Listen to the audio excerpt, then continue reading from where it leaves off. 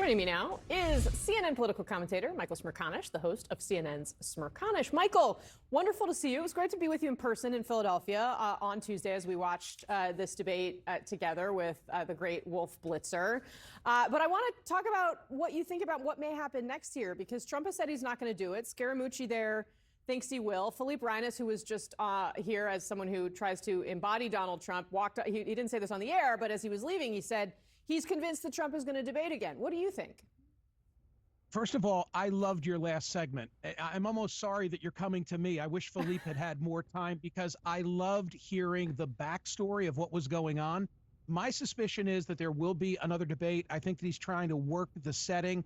I think it's weakness, though. If he's really doing this to set up a Fox debate, I think it's weakness. And if he does well, people will say, well, it was on Fox. Do you know what I think Donald Trump should do? I think Donald Trump should say, I'd like Rachel Maddow to host the debate, and I'm willing to go to MSNBC, or let Joy Reid ask me questions. That would show strength in the aftermath of what was clearly a defeat.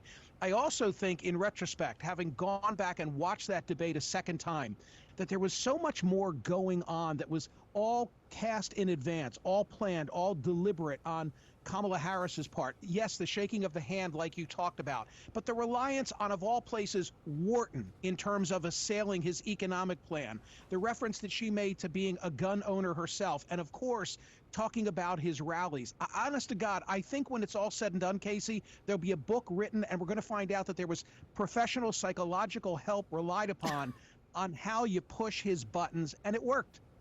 Well, we'll call Philippe back and see if he can shed any additional light on that. I mean, it is interesting in that I think one of the things you're putting your finger on here is that she hit on things that Donald Trump simply cannot resist, right? Like, there is something about him where if you touch on these certain things, he cannot resist going after them. And I kind of wonder if that's how perhaps you're thinking about the possibility of another debate, that he simply cannot resist the opportunity to get back on stage with her.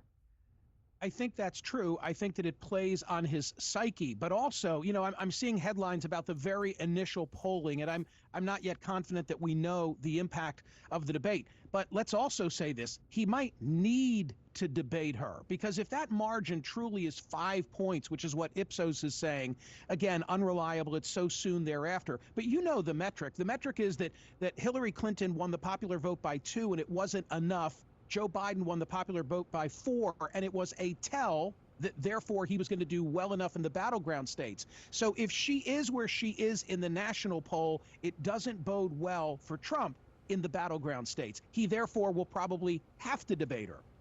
Yeah, it's a really interesting way of looking at it. Briefly, Michael, there's some reporting this morning from Axios about the White House photographers, the still photographers, and what we refer to here in D.C. as the Snap Pack. They're only letting one of them fly on the plane, and they're not really answering questions about why that is. The photographers are angry. They usually get a lot more seats.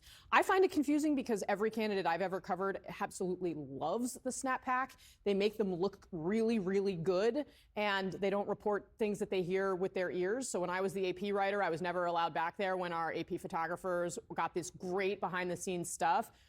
What does it say to you that this is an issue for Kamala Harris?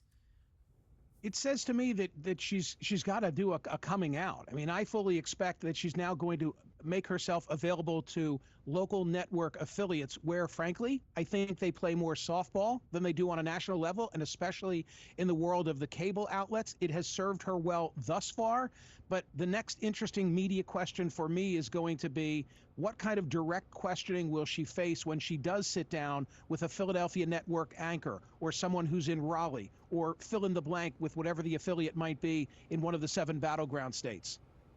Yeah, all right. That makes sense. I mean, and they say that they're going to do that next. It's definitely been a very strong part of many a campaign strategy in the past. I'm interested to see how much of it they're actually going to do here in the future. Michael Smerconish, love having you. Love our Smerconish Fridays. This week. Appreciate it. And of course, to all of our viewers, don't miss Smerconish tomorrow morning, 9 a.m. Eastern on CNN.